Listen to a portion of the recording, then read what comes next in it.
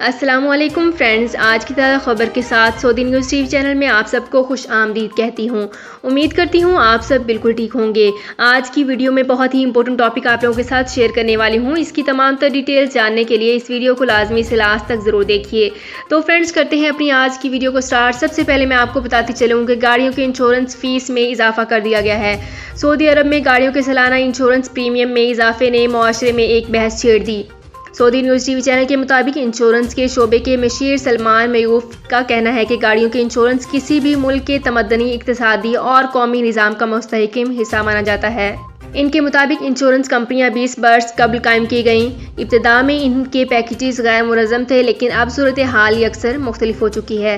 ان کا مزید کہنا تھا کہ قانون سازی ہونے کے بعد سعودی سینٹرل بینک نے انشورنس پیکیج پیش کرنے والی کمپنیوں کو اس کا پابند بنا دیا۔ گزشتہ برسوں کے دوران گاڑیوں کی انشورنس فیس میں مسلسل اضافہ ہوتا رہا ہے۔ اس کا جواز یہ کہہ کر پیش کیا جاتا رہا کہ بڑے شہروں میں رش بڑھنے کی وجہ سے حادثات بھی بڑھ گئے ہیں۔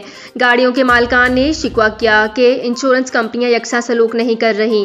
اس کے لیے درجہ بندی بہت ضروری ہے۔ انشورنس کمپنیوں کے ذرائع نے فیس میں اضافے کے 3 بڑے اسباب بتائے، جن کی وجہ سے کم از کم انشورنس فیس 600 تا 700 سے بڑھ کر 1000 ریال کی حد عبور کر گئی۔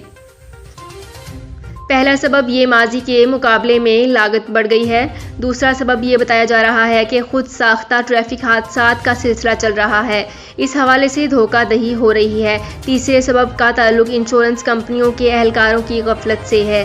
مملکت میں انشورنس سیکٹر کے ترجمان عادل عیسیٰ نے کہا ہے کہ انشورنس پیکیج میں اضافے کا سب سے بڑا سبب حادثات کی شرح میں اضافہ اور فاضل پرزوں کی نرخوں کا مہنگا ہونا ہے۔ انہوں نے سعودی نیوز ٹی وی چینل سے گفتگو کرتے ہوئے کہا کہ تھرڈ پارٹی انشورنس میں اضافہ اس وجہ سے ہوا ہے کیونکہ کمپنیوں کو گزشتہ دنوں بھاری خسارہ ہوا۔ حادثات کی کثرت اور فاضل پرزوں کے مہنگے ہونے کی وجہ سے صورتحال سنگین ہو گئی۔